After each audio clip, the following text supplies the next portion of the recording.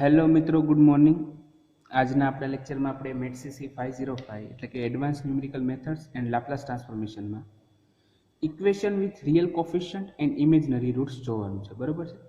હવે આપણે અમુક વાર જાણીએ છીએ કે જ્યારે ઇક્વેશન એટલે કે પોલિનોમિયલ સોલ્વ કરીએ તો એમાં ઇમેજનરી પાર્ટ આવે, મતલબ કે આઈ વાળો પાર્ટ આવે છે.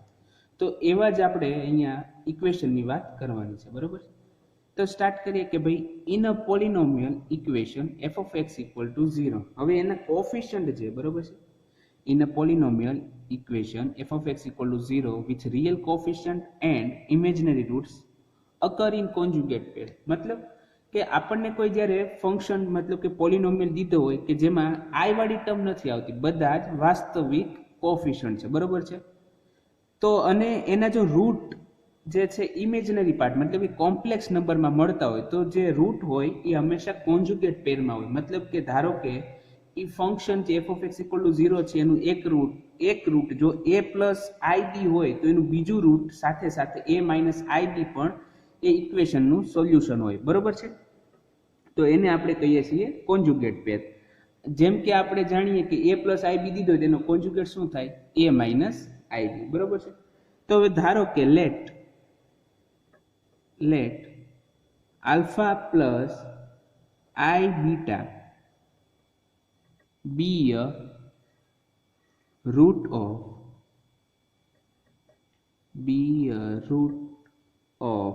f of x equal to 0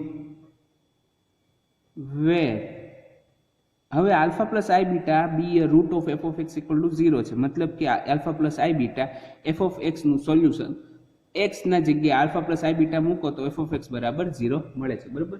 where alpha and beta belongs to R and beta is not equal to 0. એટલે કે આલ્ફા અને બીટા બંને આર માં છે અને સાથે beta is not equal to 0. એનો મતલબ શું થયો કે કદાચ આલ્ફા 0 હોઈ શકે છે, રૂટમાં આલ્ફા 0 હોઈ શકે પણ બીટા ક્યારેય 0 નહીં હોય. મતલબ કે ઇમેજનરી પાર્ટ તો આવવાનો જ છે. બરોબર છે. ધેન હવે આલ્ફા પ્લસ આઈ બીટા ઈ જો રૂટ હોય તો આલ્ફા માઇનસ આઈ બીટા પણ રૂટ થવાનું. બરોબર છે. તો શું થશે કે ધારો કે હવે x minus alpha plus i beta અને સાથે સાથે x minus alpha minus i beta આપણે કરીએ તો આપણને મળશે x માઇનસ આલ્ફાનો સ્ક્વેર પ્લસ બીટા સ્ક્વેર. બરોબર. એટલે કે આનું સાદુરૂપ દઈએ તો આપણને શું મળે તો કે x માઇનસ આલ્ફાનો સ્ક્વેર પ્લસ બીટા સ્ક્વેર. જોઈ લો કે x માઇનસ આલ્ફા છે. બરોબર. તો આને એક કાઉન્સ કરો x માઇનસ આલ્ફા, આ માઇનસ અંદર ગુણાશે તો થશે માઇનસ આઈ બીટા અને આમાં થશે x minus alpha plus i beta. તો થઈ જશે કે a માઇનસ બી કાઉન્સમાં a પ્લસ બી નો તો શું થશે a square minus b square એટલે કે x માઇનસ આલ્ફાનો સ્ક્વેર પ્લસ બીટા સ્ક્વેર. બરોબર છે. નાવ when f of x is divided by x minus alpha square plus beta square. એટલે કે હવે જ્યારે આપણને f of x છે એને x minus alpha square plus beta square વડે ભાગશું. બરોબર છે. એનો ભાગાકાર કરશું then remainder must be an expression of first degree. તો જો શેષ વધશે તો કેવી વધશે? ઈ જે ફર્સ્ટ ડિગ્રી પોલિનોમિયલ મતલબ કે ખાલી x વાળા ટર્મમાં વધશે. divided by x minus alpha square plus beta square then remainder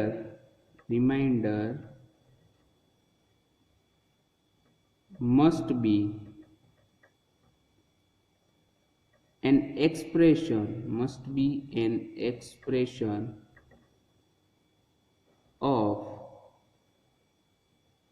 first degree polynomial in x. બરોબર. first degree in x, small x. બરોબર છે. એટલે કે જ્યારે ક્યુબ વાળા હોય તો એને સ્ક્વેર વડે ભાંગીએ તો સાદી વાત છે કે જે રિમાઇન્ડર હોય શેષ શેમાં હોય? હંમેશા x માં હોય. બરોબર છે. Now let g of x be the quotient and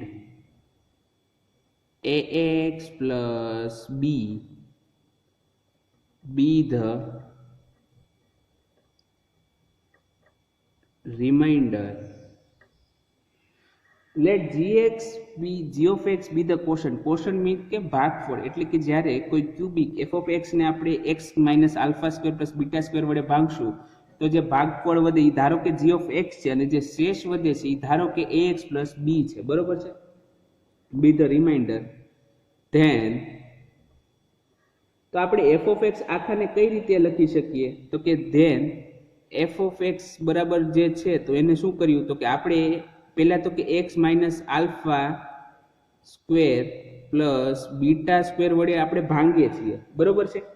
હવે ભાંગો છો તો એનું ભાગફળ વધવાનું, ભાગફળ છે g of x અને પ્લસ હવે શેષ શું વધે છે, શેષ વધે છે ax પ્લસ b, બરોબર છે. તો આપણે f of x ને કયા ફોર્મમાં લખી નાખ્યું તો કે x માઇનસ આલ્ફાનો square plus beta square into g of x plus ax plus b, બરોબર છે. જેમ કે આપણે 9 હોય 9 તો એને 2 વડે ભાંગીએ તો શું વધે તો કે 2 ચોક 8 અને શેષ 1 વધે તો આપણે 9 બરાબર શું લખીએ તો કે 2 into 4 plus 1, તો એ જ રીતે અહીંયા છે તો આ 2 into 4 plus 1, બરોબર છે. હવે તો ઇક્વલ ટુ હવે x minus alpha square plus beta square બરાબર પાછું આપણે શું લખી શકીએ તો કે અહીંયા જો આપણે લખ્યું છે કે x minus alpha plus i b beta and બીજા કૌંસમાં x minus alpha minus i beta, એનો મતલબ કે x minus alpha plus i beta અને બીજા કૌંસમાં x minus alpha minus i beta into g of x plus ax plus b, બરોબર છે. તો આને કહીએ આપણે ઇક્વેશન નંબર 1. હવે આપણે શું કીધું તો કે રૂટ શું છે, આ જે આપણું f of x છે એનું રૂટ શું છે તો કે એક આલ્ફા પ્લસ આઈ બીટા છે એ f of x નું રૂટ છે, મતલબ કે f of x માં x ના સ્થાને જો તમે આલ્ફા પ્લસ આઈ બીટા મૂકો તો આપણો જવાબ શું આવે 0 આવે, બરોબર છે. Put x equal to alpha plus I beta, then f of alpha plus I beta equal to 0 થઈ જશે, બરોબર છે. કારણ તો કે alpha plus I beta is root of f of x equal to 0.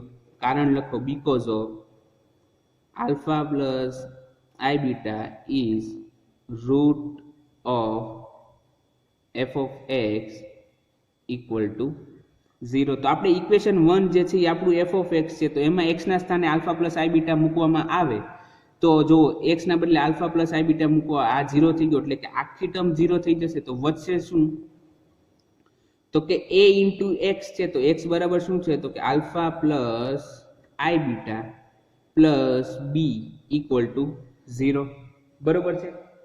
અહીંયા કરી નાખો because of from ઇક્વેશન 1. હવે તો આ શું થશે તો કે a alpha plus i beta plus b equal to 0. Therefore હવે જે વાસ્તવિક છે મતલબ કે જેમાં i વાળી ટર્મ નથી આવતી એને અલગ લખીએ તો કે a alpha plus b plus i beta equal to 0, બરોબર છે. અહીંયા સુધી વાત અને અહીંયા સાથે હજી આવશે a, અહીંયા આવશે a, બરોબર છે. હવે તો બંને બાજુની સરખામણી કરીએ તો આપણને શું મળે તો કે ઇમેજનરી પાર્ટ વાળો પાર્ટ પણ 0 છે ઇક્વલ ટુ ની આ બાજુ અને રિયલ પાર્ટ પણ 0 છે. Therefore a alpha plus b equal to 0 and a beta equal to 0, બરોબર છે. Therefore beta is not equal to 0. હવે beta is not equal to 0 આપણે આગળ જ કહી દીધું છે કે ફર્સ્ટ કે જ્યારે let reminder alpha and beta belongs to R and beta is not equal to 0. બરોબર છે. Beta is not equal to 0 and a beta equal to 0, therefore a equal to 0. બરોબર છે. હવે a equal to 0 હોય અને આની અંદર મૂકી દઈએ તો કે a into alpha એટલે કે 0 અને 0 plus b equal to 0 છે and hence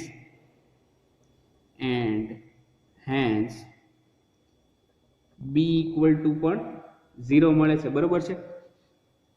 તો from equation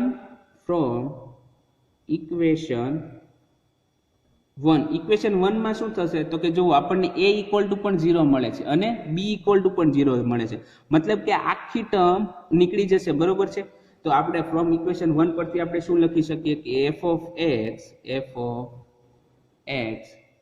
equal to x minus alpha plus I beta બીજા કૌંસમાં x minus alpha minus I beta into g of x. બરોબર છે. x equal to alpha plus I beta is factor of f of x. બરોબર છે. તો હવે આપણને ખબર છે કે આનું એક route alpha plus i beta છે અને સાથે સાથે એક route alpha minus i beta છે. બરોબર છે. તો આપણે છેલ્લે અંતે શું કરશું તો કે જે f of x છે એ આ બાજુ લખશું.